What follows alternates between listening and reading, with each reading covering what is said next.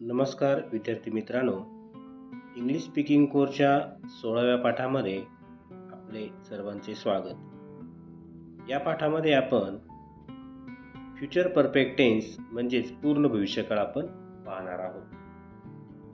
पूर्ण भविष्यकाळ म्हणजेच क्रिया झाली असण्याची शक्यता व्यक्त करण्यासाठी या काळाचा उपयोग केला जातो. उदाहरणार्थ, तो घरी पोहोचला असे. मराठी वाक्याची ओळख क्रियापदाच्या शेवटी ल, ला, ले, ली, लो अशी अक्षरे येतात आणि क्रियापदानंतर असेल, असतील असे शब्द येतात. यावरून आपण मराठीमध्ये तो पूर्ण भविष्यकाळ आहे असे आपण ओळखायचे आहे. तर इंग्रजी भाषेमध्ये हा काळ ओळखण्यासाठी त्याची रचना कर्ता अधिक शाल किंवा विल अधिक हॅव अधिक क्रियापदाचे तिसरे रूप अधिक कर्म अशी असते. आता मागच्या पाठामध्ये आपण शिकल्याप्रमाणेच आय आणि वी हे सर्वनामे असतील तर आपण शाल घ्यायचा आहे व इतर सर्व उरलेल्या सर्वनामांसमोर विल आपण वापरायचे आहे. परंतु आजच्या या इंग्रजी भाषेमध्ये आपण आय आणि वी या कर्त्यांसमोर सुद्धा कधीकधी विल वापरलेले आपल्याला आढळू शकते. पण या ठिकाणी तो झालेला बदल आपण लक्षात घ्यावयाचा आहे. आपण जसजसे पुढे हा इंग्रजीचा पाठ आपण शिकत जाणार आहोत त्यावेळी आपल्याला यामध्ये होणारे जे बदल आहेत ते आपल्या लक्षात येत जातील. पण तुर्तास आपण समजून घेऊया. तर आपण पहिलं वाक्य बघूया. ही जी रचना आहे इंग्रजी वाक्याची, ती रचना आपण विविध सर्वनामांसमोर ठेवून आपण वाक्य बनवायचे आहे. तर बघा, ही रचना आपण आय ह्या सर्वनामासमोर प्रथम आपण ठेवून हे वाक्य तयार करूया. I shall have eaten a mango. मी आंबा खाल्लेला असेल. I shall not have eaten a mango. मी आंबा खाल्लेला नसेल. Shall I have eaten a mango. मी आंबा खाल्लेला असेल का? अशा प्रकारे आपल्याला आय हे सर्वनाम वापरून आपल्याला वाक्य तयार करता येईल. दुसरं आहे सर्वनाम we. We shall have eaten a mango. आम्ही आंबे खाल्लेले असू. We shall not have eaten a mangoes. आम्ही आंबे खाल्लेले नसू. Shall we have eaten a mangoes. आम्ही आंबे खाल्लेले असू का? तिसरं सर्वनाम आहे you. You will have eaten a mango. तू किंवा तुम्ही आंबा खाल्लेला असेल. You will not have eaten a mango. तू किंवा तुम्ही आंबा खाल्लेला नसेल. Will you have eaten a mango. तू किंवा तुम्ही आंबा खाल्लेला असेल का?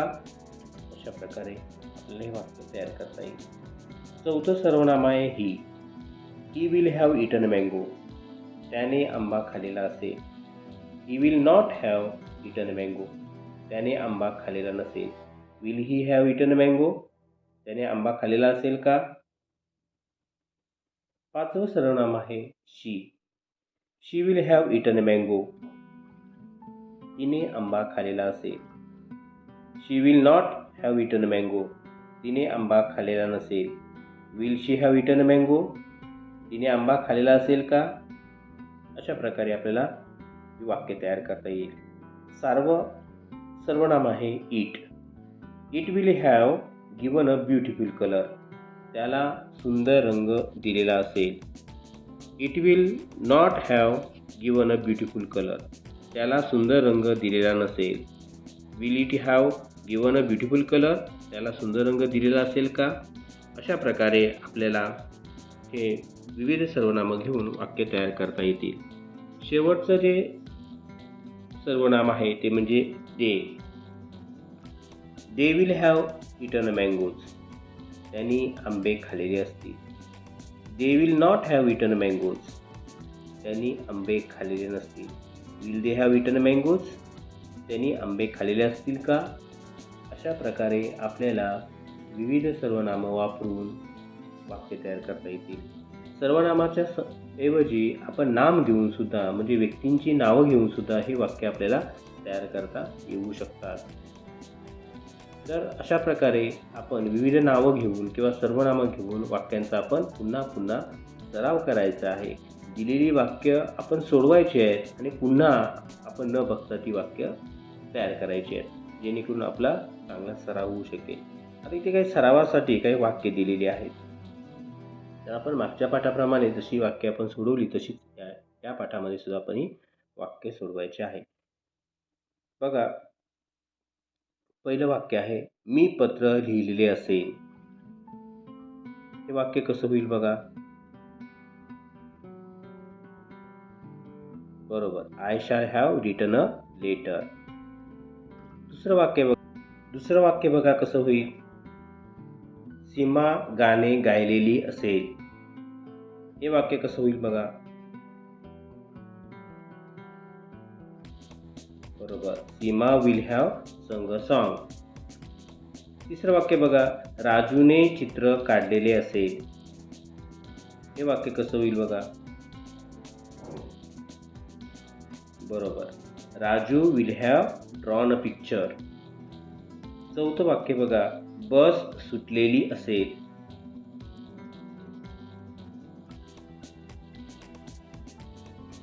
बरोबर, the bus will have left. पाचवं वाक्य आहे बघा, तो आतापर्यंत घरी पोहोचलेला असेल. हे वाक्य कसं होईल बघा. बरोबर, he will have reached home by now. सहा वाक्य बघा, या महिन्याच्या शेवटपर्यंत मी हे पुस्तक वाचलेले असेल. हे वाक्य कसं होईल बघा. बरोबर, I shall have read this book by the end of this month. अशा प्रकारे हे वाक्य होईल. सातवं वाक्य बघा, माझी परीक्षा 15 मार्चपर्यंत संपलेली असेल. हे वाक्य कसं होईल बघा. बरोबर, my examination will have finished by the 15th of March. आठवं वाक्य बघा, त्याने ही बातमी ऐकलेली असेल. हे वाक्य कसं होईल.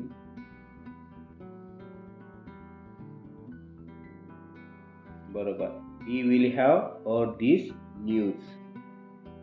नववं वाक्य बघा, त्याने पुढच्या आठवड्याच्या शेवटपर्यंत 1000 रुपयाची बचत केलेली असेल.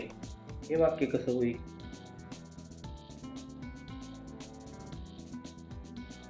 बरोबर, he will have saved 1000 rupees by the end of this next week. 10 वाक्य बघा, तेव्हापर्यंत मी हे पुस्तक 2दा वाचलेले असेल. हे वाक्य कसं होईल बघा.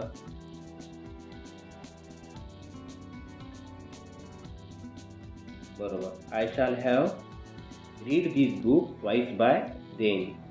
अशा प्रकारे पूर्ण भविष्यकाळाची वाक्य आपल्याला तयार करता येतील. या वाक्यांचा आपण पुन्हा पुन्हा सराव करून, नामांचा वापर करून, सर्वनामांचा वापर करून, विविध वेगवेगळ्या प्रकारची मुख्य क्रियापदं वापरून आपण वाक्य स्वतः तयार करायला पाहिजे आणि त्याची प्रॅक्टिस करायला पाहिजे. अशा प्रकारे आपण सराव केला की आपल्याला या काळाची वाक्य बनवून आपल्याला सोपी जातील. धन्यवाद.